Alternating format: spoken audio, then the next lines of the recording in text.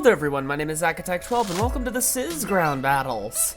Unfortunately, due to the fact that I didn't have much to say this video, I won't be showing much footage of the ground battles themselves, since the CIS ground battles are all destroy the command center, flee the planet, or destroy the statues. There are no missions where I will be editing together a blow-up-a-thon of all the buildings I destroy. It's unfortunate that the setup at the start is the most interesting part. Anyways, without further ado, let's blow some shit up. Alright, so the first thing we need to do is actually switch to the characters that I'm going to need for this setup, which are going to be Robinino. I was going to think of maybe going with the Droideka, but I wasn't sure if the Droideka would be able to activate the panels. Because, like, at all. Because I don't think the Droideka can do anything other than, like, roll and shoot. So first we need to open this up. And the characters are actually supposed to spawn in a little bit, but like, because Robinino can not only activate that, but can also activate that with the Bounty Hunter panels. So here's Warm Loathsome, because this will also help us get a red brick as well. Hey, Tactical Droid, could you please open this up? Oh wait, I forgot I actually need, like, I just need some, since I have Dark Side on, I can just, like, find someone who can use the Force. And I think there should be one upstairs. But because I also want to go here to buy a couple red bricks that I wasn't unable to buy originally. I'll just go with Anakin since he's right here. So this is the red brick that I was hoping to buy, which is this ×4 multiplier, which you really do need these. For some of these, like, red bricks, you actually straight up do need these because they cost, like, so much. You do need these multipliers. As you can see in the top left corner, the stud multipliers stack. So instead of going into ×4, it goes to ×8. Like, they stack multiplicatively instead of additively as well. Fast build only affects characters that don't use the Force to build, so it doesn't increase the speed of building with, say, a Jedi. Unfortunately, this requires an enemy droid. So what I'm actually going to do is, like, since I accidentally kind of broke this, I need the red brick that's in here, so I do need to switch back to an enemy droid. So now I can free Newt Gunray. And, okay, he got killed. That's a problem.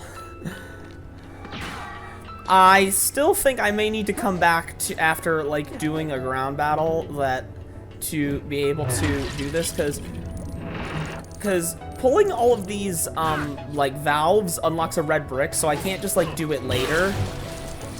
So this opens up, and we get character studs. And what that does is cause enemies to drop studs.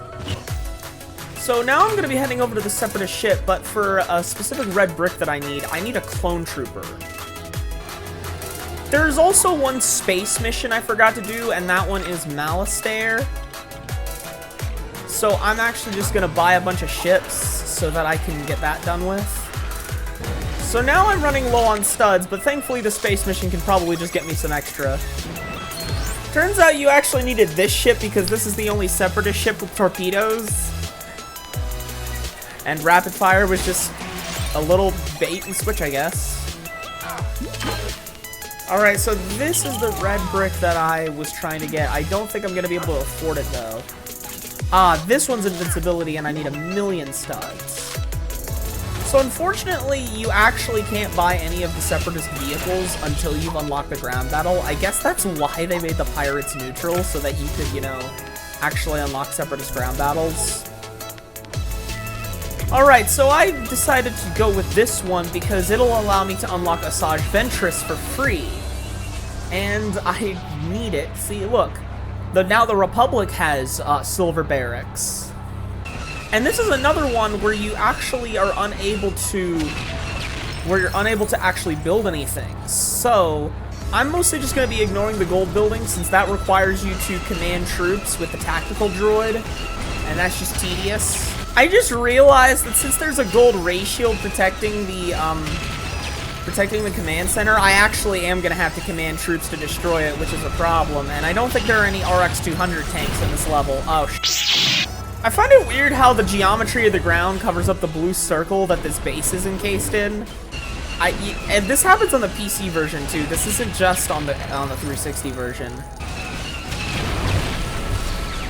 Destroyed the barracks with the last shot of my tank before it blew up. Alright, so what happened was I ran out of time twice. I was keeping Rex submitted. I ran out of time twice. First time because for some reason I lost my ability to command troops, and the second one was just due to bad tactics. So now I have Asajj Ventress unlocked. And so what I'm actually going to do is I'm going to change into the Helios 3D since it's a bounty hunter, it has a sniper, and it is an enemy droid, which is good because there's like a red brick I need to get.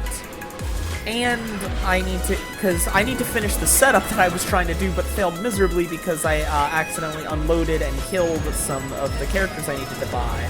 So what we need to do is we need to snipe these targets. And there we go, there's a red brick that spawned. Now there is like a little Darth Vader target that pops up there, but it doesn't do anything. Super Saber Cut. All that does is basically instantly... What it does is that it instantly slices sliceable like cuttable walls. That's all it does. So make sure I open it after the thing spawns. Oh wait, I actually needed Robinino. I'm stupid. There we go, I can buy New Gunray. And I get the Nemoidian Shuttle along with him. So I decided to switch things up and use the Magna Guard instead. And Lock Derd is mine. Like, the Magna Guard, I really didn't like how the Magna Guard changed how it, I really didn't like how the Magna Guard did its, high jump in the complete saga. Instead of doing a double jump like this, it was like a one single high jump. And it was really annoying. Because you could never, like, position yourself with a single jump like this, but normally I usually use double jumps for speed anyway. And just the double jump's also more satisfying. And the Magna Guard looks much better in this game compared to the Complete Saga. It looked goofy in the Complete Saga. Now we have enough money to buy invincibility because I did that ground battle. And I actually let myself run out of time on those ground battles simply so that I could get more money from them. So as you may have noticed, a lot of the Separatist missions are to destroy the command center. And this is also one of the ones where the Republic has ray shields that are outside of a base, and it's protecting the command center. Huh. Why is this ray shield not actually doing anything? That's weird. Alright, so these armored assault tanks are about just as good as the pirate speeder tank. They pretty much have the exact same movement patterns, because they're both repulsor lifts, and they can both strafe. However, the armored assault tank has little guns. So the reason I bought all those vehicles is actually so that I could buy them in the hub world, which I need for 100%. So I decided to go with the super tank on this one because it's huge, it's big, and we gotta destroy 3 Yoda statues. One big downside of the super tank is that it is very, very slow, but at least it controls better than the ATTE. Thanks, repulsor lifts. Now, normally these electric towers would actually be the only thing that could kill a super tank or an ATTE, but since I have invincibility, I'm completely fine.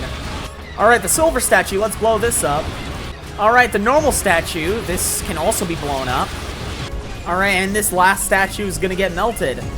The only reason I placed that dwarf spider droid in that level was just so that I could buy it.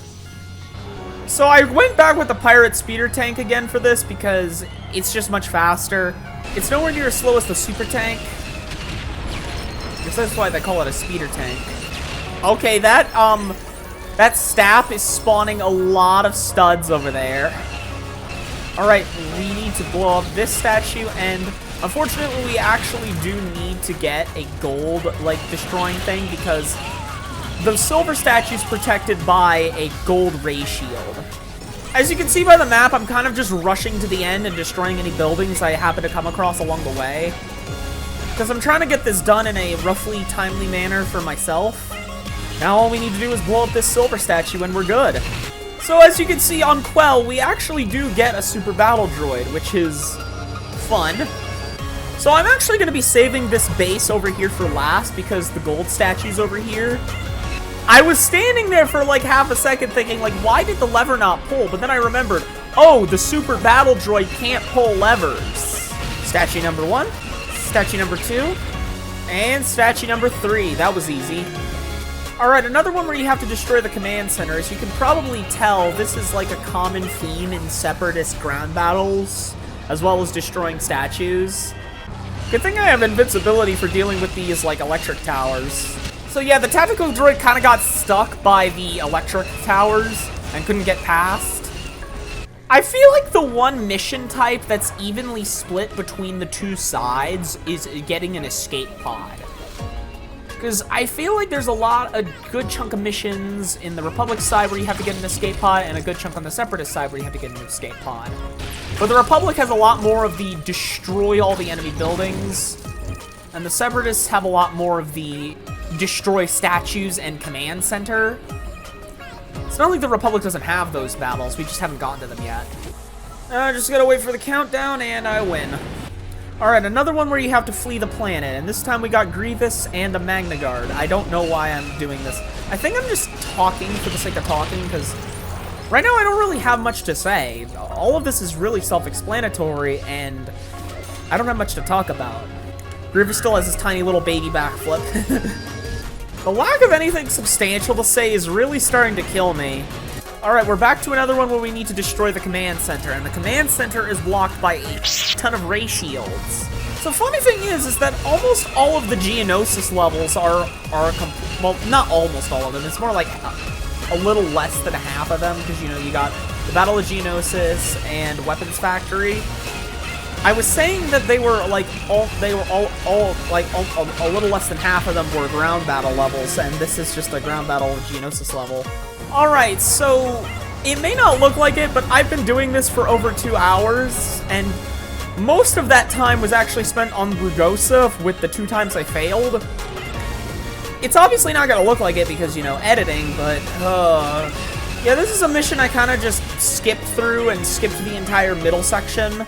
Alright, so I think I should probably actually, like, start talking more because of the fact that I really want people to actually see me blowing up these things, and since this isn't like a destroy all the enemy buildings mission, I'm not gonna be, like, editing everything together because that's just tedious.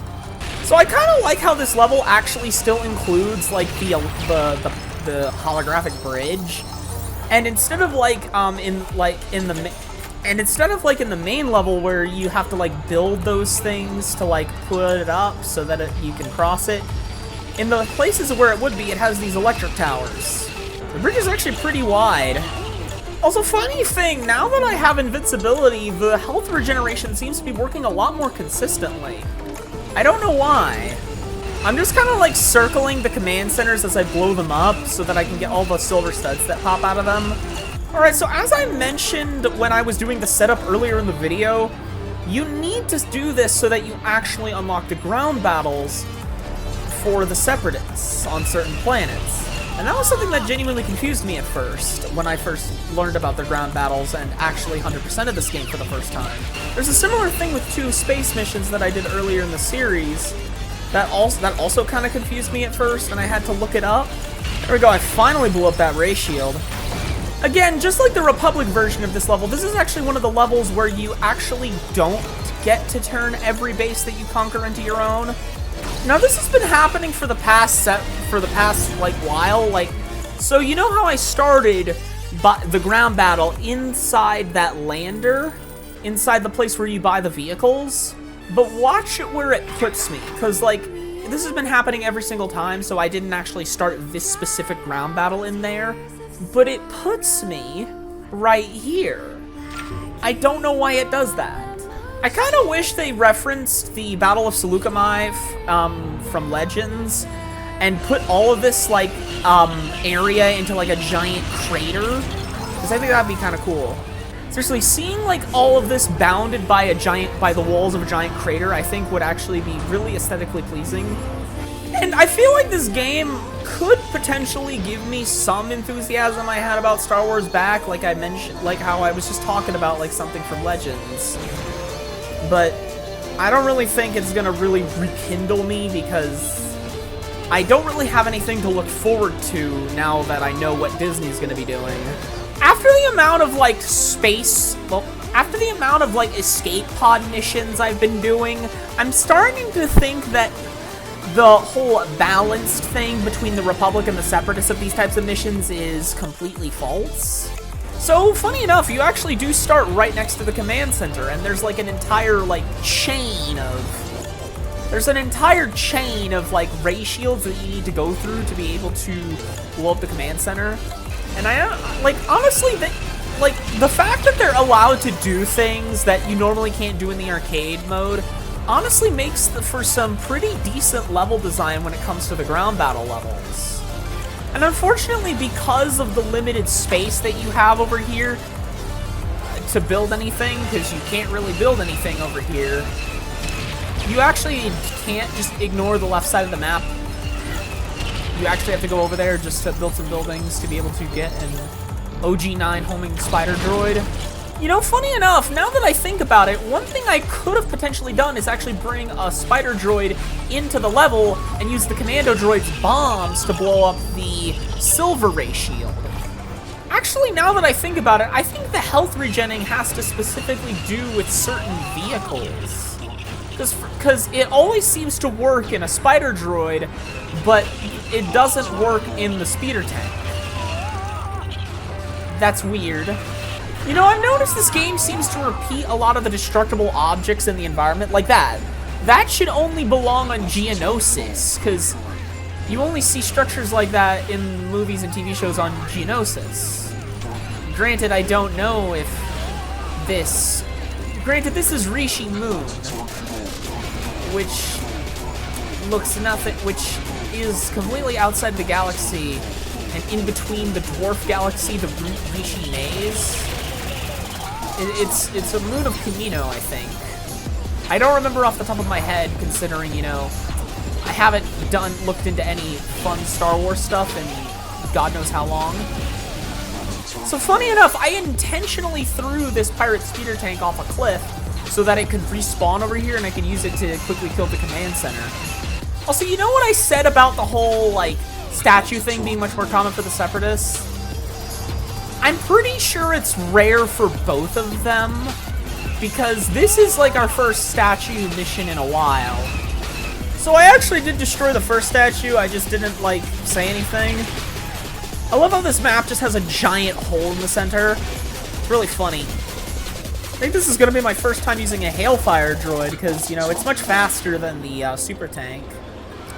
But the gimmick is that it only has like 8 shots. It can't strafe, and those shots refill after like a second. Because, like, funny enough, in like the, well, I don't know canon, but like in like the in the Star Wars universe, like, these droids like can only have like 30 missiles, and then once they like get rid of those missiles, they're like sitting ducks.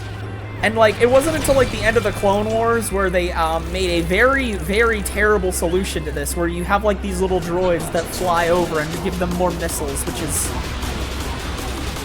I guess the developers of this game kind of just gave up and just, like, gave you missiles. You know, it is incredibly convenient that this spider droid came over to help me destroy this thing right at the last second, because I did not want to go all the way back around. So considering the fact that this is the last possible, like, Separatist mission, it seems like the whole destroy all the enemy buildings is exclusive to the Republic. I never really thought about that. Very convenient that this RX-200 tank came over right as I needed to destroy something made of gold. So, funny enough, if you actually have a ray shield on the main, like, center of the base, an enemy can't capture it, even if you destroy all of the buildings on it. And this right here is the final countdown to the end of all of these Separatist missions.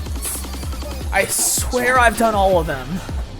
And after doing that, and having control of all the CIS planets, you get Tarkin, even though Tarkin is a part of the Republic.